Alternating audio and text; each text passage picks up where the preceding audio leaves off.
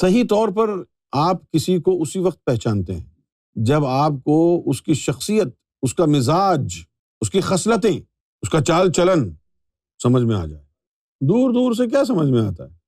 یہ خاص چیز ہے جو سرکار امام مہدی گوہر شاہی لوگوں کو سکھا رہے ہیں، اللہ کا مزاج۔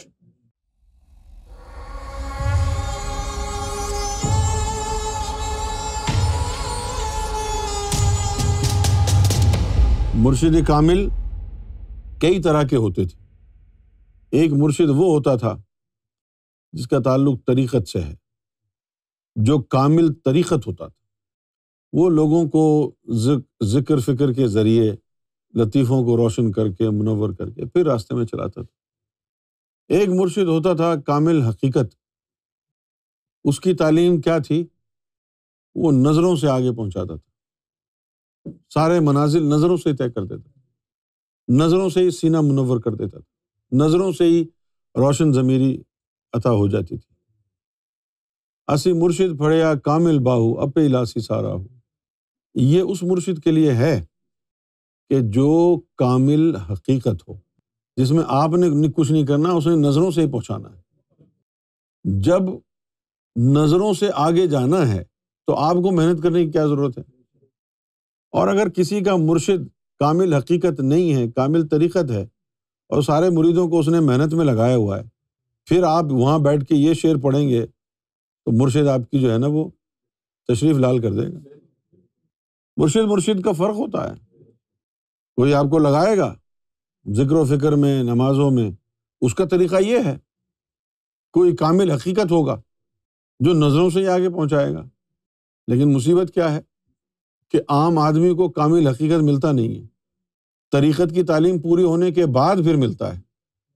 لیکن سرکار تو ایسی ہستی ہے، سرکار تو ایسی ذات ہے کہ اتنا بڑا سخی کائنات میں کوئی آیا نہیں۔ میں نے بہت کریٹیکل ہو کر سرکار کی ہر ادا کو دیکھا ہے۔ سخاوت کے جو معنی ہیں وہ قاصر ہیں سرکار کی سخاوت بیان کرنے سے۔ بڑی سے بڑی چیز کو بڑے آرام سے کہتے ہیں، چلو ٹھیک ہے ہو جائے گا، اس انداز سے کہتے ہیں کہ سامنے والے کو یہ لگے کہ بہت چھوٹا سا کام تھا۔ یہ ادا ہے، بڑی عجیب و غریب ادا ہے۔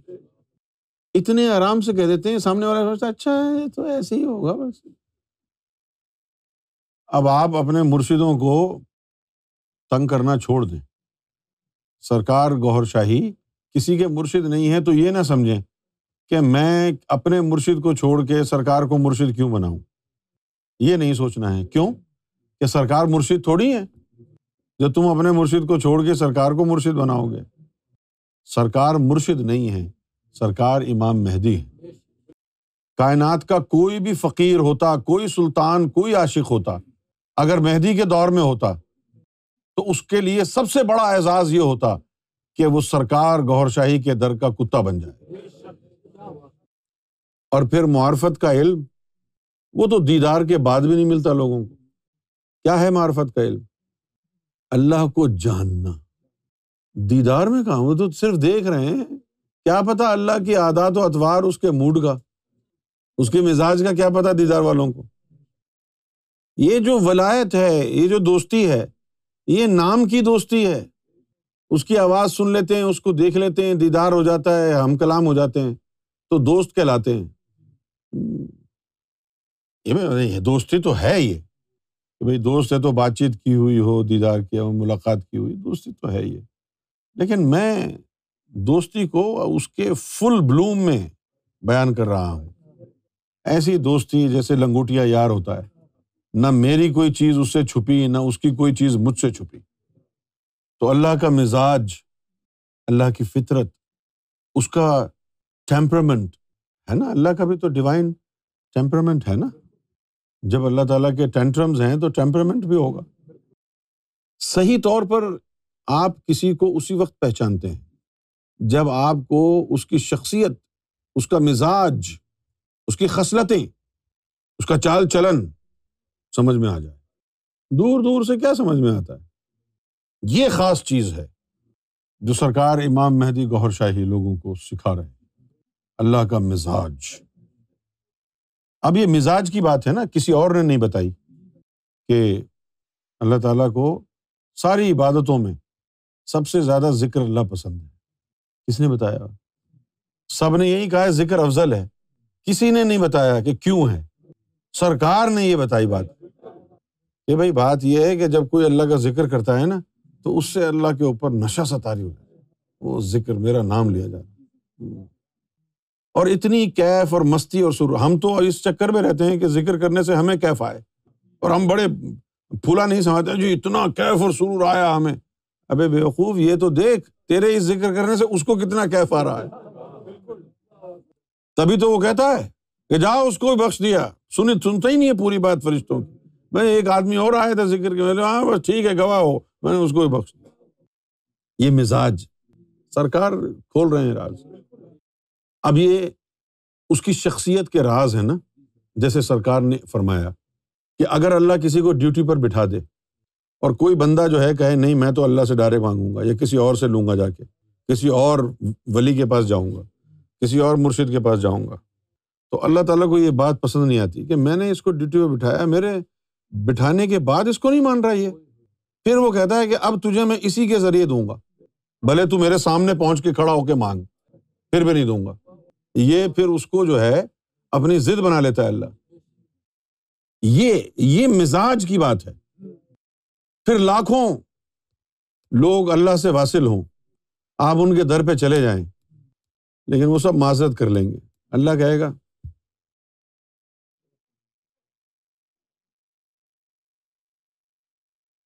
بیٹھ جاؤ، میں نے بندہ بٹھایا ہے نا، تم ریٹائر ہو گئے استاد، بیٹھ جاؤ. جس کو میں نے بٹھایا اس سے کیا پریشانی ہے، اس کو